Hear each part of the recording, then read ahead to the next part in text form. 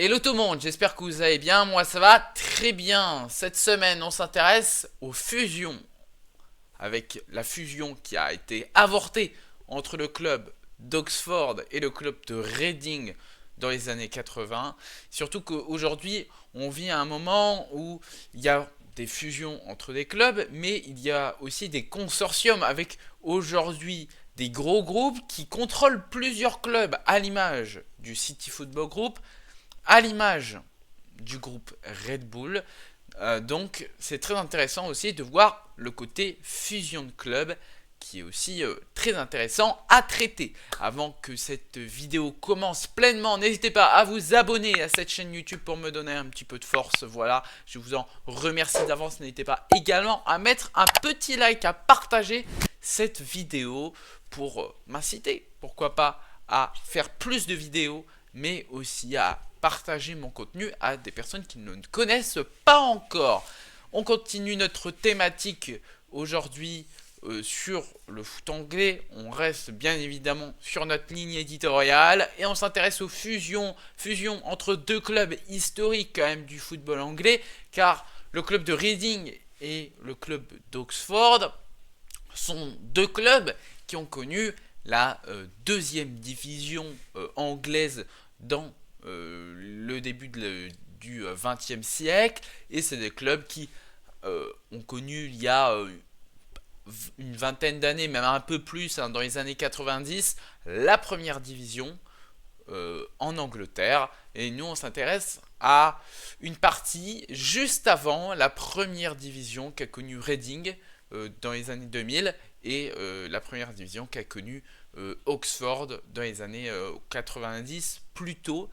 Et on s'intéresse à l'année 1982 et 1983, car c'est là que tout commence pour notre histoire. Aujourd'hui donc, Oxford en 1982, c'est quoi? C'est un club qui évolue en Division 3 en Angleterre, qui est l'équivalent de la Ligue 1 aujourd'hui, qui a pour objectif de monter en deuxième division, car Oxford c'est un club qui connaît depuis plus de 10 ans la deuxième division anglaise, sauf que début des années 80, ils descendent malheureusement en troisième division.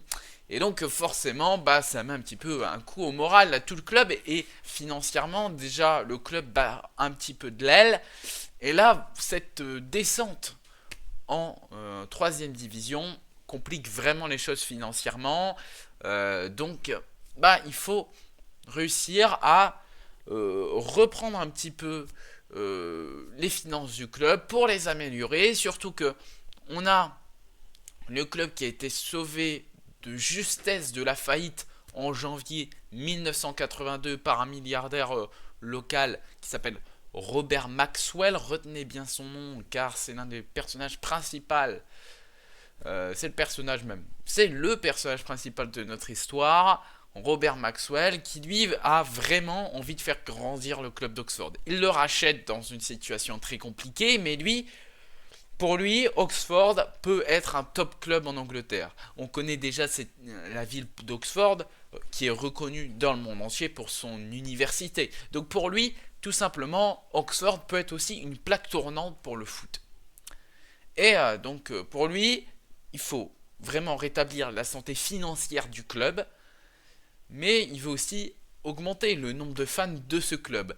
Et donc il veut aussi construire un nouveau stade assez rapidement pour le club d'Oxford, pour vraiment développer le nombre de fans local du club de foot d'Oxford, et pour pas que les fans de foot qui habitent à Oxford soient fans d'autres clubs qui sont plutôt en première division, donc des clubs comme les clubs londoniens, les clubs de Manchester, Liverpool, que sais-je. Pour le club de Reading, la situation est un peu équivalente, mais différente au niveau sportif. Car Reading, c'est un club qui est en troisième division également, sauf que là où Oxford, eux, luttent justement pour remonter en deuxième division, et Oxford a une équipe taillée pour la deuxième division, Reading, c'est un peu plus compliqué. Il y a un attaquant qui est très bon, mais le reste de l'équipe ne suit pas forcément. Il y a des gros problèmes financiers également pour le club de Reading. Mais eux, plutôt que lutter pour la montée, ils sont plutôt lutter pour ne pas être relégués. Donc là, on est déjà sur un constat où les deux clubs financièrement, ça ne va pas du tout. Ces deux clubs qui sont assez proches en termes de distance, c'est une rivalité locale, Oxford et Reading. Et donc, en fin de saison 82, Robert Maxwell, le président donc d'Oxford, fait une annonce sur la BBC pour dire que à la fin de la saison 82, l'objectif est de fusionner les clubs de foot d'Oxford et de Reading. Alors, on va pas dire c'est à Oxford ou c'est à Reading. Un des deux clubs ne va plus exister. L'entité des deux clubs ne va plus exister. Pour n'en faire qu'un, donc, il faut délocaliser l'équipe. On va pas faire jouer l'équipe à Oxford ou à Reading. Non, on va délocaliser l'équipe et la ville qui est choisie, c'est pas encore sûr à 100%, mais c'est peut-être la ville de Didcot, plutôt en accent franchouillard, qui est dans l'Oxfordshire, donc qui est plus proche d'Oxford, mais qui est à peu près à mi-distance entre la ville d'Oxford et la ville de Reading. Forcément, parce que si on veut fusionner deux clubs, il faut quand même que une base des supporters qui suivra encore le club arrive à aller au stade dans la nouvelle ville. Et pareil pour Reading. Donc, une ville à mi-distance a été choisie, c'est la ville de Didcot, et du coup, l'objectif, c'est de faire venir les deux équipes au même endroit, mais on va pas utiliser le nom Oxford, parce que la ville c'est pas Oxford. On va pas prendre le nom Reading, car la ville c'est pas Reading. Donc, nouveau nom, et le nom choisi, c'est Thames Valley Royals. Thames Valley, c'est parce que c'est comment dire, un terme local pour identifier cette région, voilà, Thames Valley. Et les Royals, parce que c'est l'un des surnoms du club de foot de Reading. Donc voilà, Robert Maxwell il dit, voilà, si nous, à Thames Valley, on veut qu'on a un club fort dans la région, si on veut un club fort dans l'Oxfordshire, il faut accepter qu'il y a la fusion entre Oxford et entre Reading, car financièrement ça ne va pas du tout, on va finir par plus rien avoir. Donc, nous devons, c'est comme ça que dit Robert Maxwell à la BBC, nous devons unir nos forces, unir Reading et le club de foot de Oxford. Bon, clairement, à Oxford et à Reading, ça plaît pas aux fans et ça plaît pas à tout le monde. Même s'il y en a qui sont plutôt intéressés. Car, bon, clairement, financièrement, Oxford et Reading ne peuvent pas suivre. Donc, si clairement regrouper nos forces permettent d'aller mieux financièrement, d'être un plus gros club, de pouvoir aller viser de la deuxième division, pourquoi pas même de la première division dans 5-6 ans, bah clairement, il y en a, ils sont chauds. Du coup, comment commence à se dérouler le processus? C'est que Robert Maxwell, il va racheter des parts de Reading. Donc, il va racheter à peu près 73 000 actions à 3 livres l'unité. Donc, il va quand même débourser un petit peu d'argent pour obtenir 19% des parts du club de foot de Reading pour pouvoir siéger au comité directeur du club. Donc au total, voilà, hein, c'est plus de 200 000 livres donc, qui est dépensé pour pouvoir siéger au comité directeur, euh, pour pouvoir commencer à mettre en bonne voie cette fusion entre les deux clubs. Donc le conseil d'administration de Reading, bah en vrai ils sont plutôt moyen chauds, mais en même temps ceux qui détiennent la majorité des actions, bah eux sont chauds. Donc bah ceux qui sont moyen chauds, bon bah finalement bah, ils ont pas trop de pouvoir décisionnaire. Donc bon bah ils laissent couler pour le moment, et celui qui détient la majorité des actions à Reading, pour lui, il peut que accepter, parce que pour lui, Reading, c'est fini. Clairement, le club de foot de Reading, c'est fini. Dans 2 3 ans, il n'y a plus. Il n'y a plus pour lui. Donc, clairement, c'est le moment où il faut fusionner. Donc, forcément, pour terminer la saison 1982-1983, les deux clubs continuent de jouer séparément. On va pas les fusionner comme ça en, comme ça en pleine saison.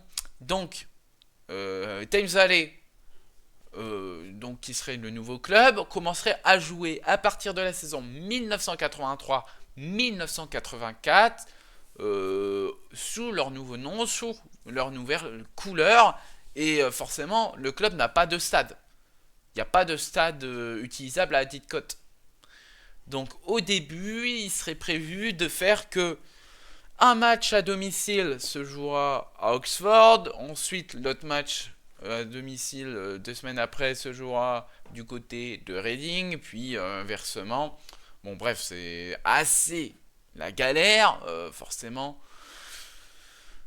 c'est si tu t'es fan de cette nouvelle équipe, une semaine tu dois prendre, imaginons, 30 minutes de route pour aller voir le match à Reading, et puis après tu dois taper le double, voire plus, pour aller à Oxford. Donc vraiment, c'est très mal fait, quoi. C'est très mal fait, ça plaît pas beaucoup. Déjà, l'idée de base ne plaît pas, et en plus de ça, là, tu rajoutes des galères. Clairement, les gens en ont juste marre. Laissez-nous tranquilles, quoi. Mais en tout cas, l'affaire avance plutôt bien, parce que selon Maxwell, la ligue a donné son aval. Donc voilà, let's go, quoi, let's go. Arrive, arrive l'été, fin de saison, dit voilà, petite trêve. Sauf que la trêve du côté des supporters d'Oxford, non, on la laisse pas, on la laisse pas se reposer. Non, non, non, non, on ne laisse pas les joueurs se reposer, on ne laisse pas les équipes dirigeantes se reposer. Non, non, non, non. Là, cette trêve-là, non, on va faire quelque chose pour garder l'âme de notre club. On veut garder notre club, donc on va faire quelque chose. Et là, plein de manifestations dans le centre-ville d'Oxford, avec un slogan Save Your Football, et on a plus de 2000 supporters qui font un sit-in dans le stade, sur la pelouse du stade de Oxford, un sit-in avec plus de 2000 supporters qui sont venus là, et voilà, avec plein de banderoles, voilà, ne cédez pas à notre club, voilà, on veut garder notre club, voilà, et du coup, forcément, Robert Maxwell est obligé de répondre à ça. Là, il y a une partie des supporters qui montrent clairement qu'ils ne vont pas le suivre dans sa démarche. Clairement, lui, il veut absolument que la fusion se fasse. Donc il répond dans les médias, il a dit que clairement, ça va être compliqué de vous faire changer d'avis, mais c'est l'une des seules choses à faire si on veut garder justement un club fort dans la région. Mais clairement, l'argument ne plaît pas aux supporters, et dans cette période de manifestation, Maxwell finira par dire qu'il n'y a que la fin du monde, si on traduit littéralement, il n'y a que la fin du monde qui leur fera changer d'avis. Clairement, ça ne sera pas possible de leur faire changer d'avis. Du coup, il essaye encore dans les médias, voilà, clairement, et c'est très intéressant aussi, car aujourd'hui on voit que tout est communication, mais déjà à l'époque ça commence, c'est le début de... Voilà, et clairement Oxford a fait tous les médias locaux pour pouvoir donner prêcher sa parole. Et clairement, il réexplique, Oxford a le choix, soit faire être dans un projet très ambitieux, qui a pour un objectif très long terme, qui est d'être en première division et de gagner des trophées, ou soit cesser d'exister dans les 2-3 prochaines années. Donc là, c'est vraiment pour mettre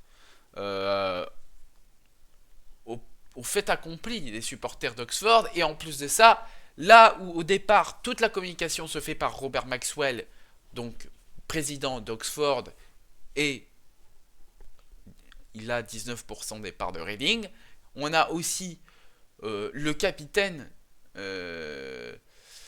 de Reading qui prend la parole pour dire que Maxwell, ok, tes arguments peuvent être intéressants, mais l'âme du foot, etc., etc. Bon, forcément, il a des arguments très intéressants. Ron Atkinson, le capitaine de Reading, il dit clairement, Monsieur Maxwell pense une chose, c'est qu'aujourd'hui, Oxford, imaginons, compte 6000 fans. Il pense que ces 6000 fans vont suivre l'équipe de Thames Valley Royals. Et il pense que les 6000 fans de Reading suivront l'équipe de Thames Valley Royals. Non, ça marche pas comme ça. Ce n'est pas des additions. Il n'y aura pas 12 000 fans parce que 6000 plus 6000. Non. Il faudra déjà diviser ces 6000 fans de base pour Oxford et pour Reading. Il faudra les diviser. Car pas tout le monde va suivre le club. Et déjà, on le voit avec les manifestations qui ont eu lieu.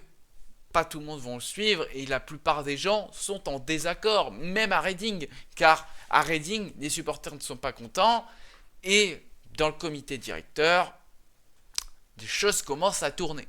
Et en effet, les partis qui ne sont pas majoritaires commencent à s'unir entre elles pour se dire « Ah non, mais nous, on veut pas de ça. Là, on a nos supporters qui vont se barrer. » Car on va pas avoir tous les supporters d'Oxford, parce qu'ils étaient tous aussi dans ce calcul de 6000 plus 6000. Non, on va pas avoir tous les supporters d'Oxford, on va plus forcément avoir nos supporters, on veut pas. Et du coup, il y a un putsch des petits actionnaires, ceux qui ont que 2 ou 3%, mais 2-3% tu les ajoutes, ça commence à faire beaucoup. Et là, il y a un putsch qui est fait au sein des actionnaires de Reading qui fait complètement capoter l'affaire. Et donc finalement, le club d'Oxford et le club de Reading ne vont pas fusionner. Et c'est pour ça qu'aujourd'hui, on connaît ces deux clubs qui sont d'ailleurs en Ligue 1, mais aujourd'hui, voilà, ils ont navigué quand même ces deux clubs. Il y en a qui ont fait de la première ligue un temps pour Reading, plus récemment pour Reading d'ailleurs. Voilà, de la Championship, de la Ligue 1, voilà. Mais Reading d'ailleurs cette saison qui est vraiment en difficulté. Attention à eux. Mais pour conclure, ensuite on a eu lors de la saison juste après, lors de la saison 83-84, là où normalement ça aurait dû être la première saison des Thames Valley Royals, Oxford a été promu et champion de la 3e division, promu en 2e division et champion. Voilà, c'est une belle réponse au président Robert Maxwell qui ne croyait plus au club alors qu'ils avaient une très bonne équipe, voilà, promu en 2e division. Et Oxford a réussi faisait un peu yo-yo, mais a réussi à faire des choses sympas en 2e division, connaître un petit peu aussi le haut du panier de la 2e division. Donc forcément, ça c'est très beau. En ce qui concerne Reading, on a aussi eu des choses intéressantes. C'est très intéressant car on aurait cru que le capotage de l'affaire aurait pu faire que les clubs sont complètement déstabilisés, car ceux qui sont à la tête du club, il n'y a plus cette bonne relation, cette relation saine avec les supporters. Mais non, ça a poussé vers le haut le club, car Oxford champion lors de la saison 83-84 et Reading champion lors de la saison de 1986, excusez-moi. voilà, Reading champion, donc quelques années après Oxford. Bon, Reading redescendra en 88 en troisième division pour finalement remonter et aussi aller dans les années 2000 en PL. On va aussi parler de notre personnage principal de cette petite histoire, monsieur Robert Maxwell. Robert Maxwell, bah en fait, quand je faisais en début des vidéos le comparatif des fusions avec aujourd'hui les consortiums de clubs, comme le City Football Group, et ben Robert Maxwell c'est un avant-gardiste là-dessus, car il a, malgré le capotage de l'affaire, gardé son poste en tant que président de Oxford United. Il a eu les 19% de Reading. Il est resté président d'Oxford jusqu'en 1987, car ensuite il est parti pour être président, car il a racheté des parts de Derby County.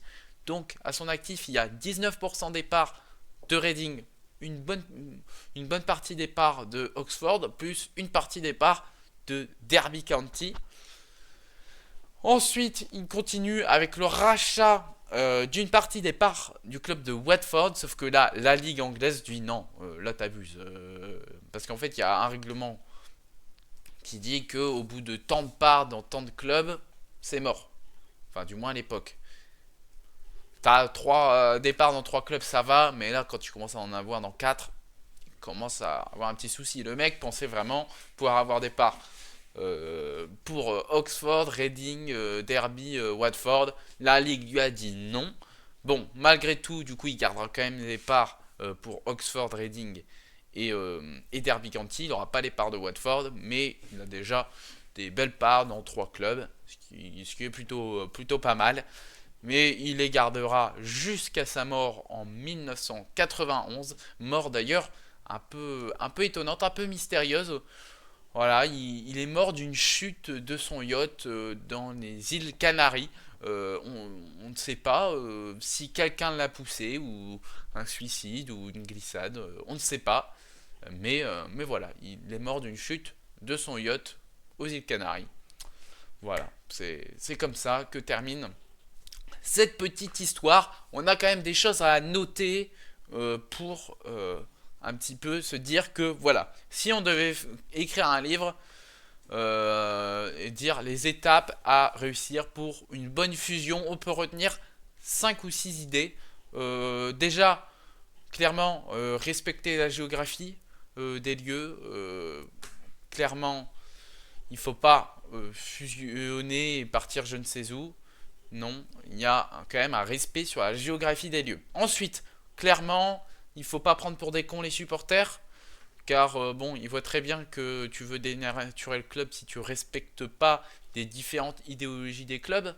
Forcément, si tu as un club qui est très populaire et qui fusionne avec un club plutôt bourgeois, bon, c'est un peu compliqué de fusionner les deux identités de club. Ensuite, donc il faut pas mixer des identités de club forcément compliquées, mais il faut pas non plus mettre dos à dos les deux identités. Quand tu fusionnes, il faut vraiment intégrer les deux et pas en choisir qu'une sur les deux ou la moitié des deux. Non, il faut les intégrer pleinement. Voilà. Et surtout que là, dans le projet de Thames Valley Royals, ils voulaient faire lors du début de saison 83 jouer un match à Reading, un match à Oxford. Non, pareil, là ça va pas. Là tu mets clairement dos à dos les communautés de supporters. Car un match à Reading, un match à Oxford, ben non, ça va pas. Ils sont pas sur le même pied d'égalité, donc c'est super chiant. Donc ça ne va pas. Voilà. Un petit peu pour les petites étapes qu'il faut respecter si vous voulez fusionner deux clubs. Voilà, c'est une petite liste non exhaustive, bien évidemment. J'espère en tout cas que cette vidéo vous a plu. Moi, ça m'a fait un grand plaisir de rechercher ces petites informations. Si ce genre de vidéo sur les fusions entre des clubs vous a intéressé, n'hésitez pas à me dire dans les commentaires si vous voulez d'autres vidéos, car il y a eu des clubs intéressants qui ont voulu fusionner. Si je vous dis que Manchester United et Manchester City ont failli fusionner dans les années 50, est-ce que ça vous intéresse? N'hésitez pas à me le dire dans les commentaires si vous voulez une vidéo sur ce sujet. En tout cas, avant que cette vidéo se termine, n'hésite pas à t'abonner à cette chaîne YouTube. Ça me ferait vraiment plaisir, à lâcher un petit like, à partager cette vidéo. Et on se retrouve très vite pour une prochaine vidéo. Goodbye tout le monde.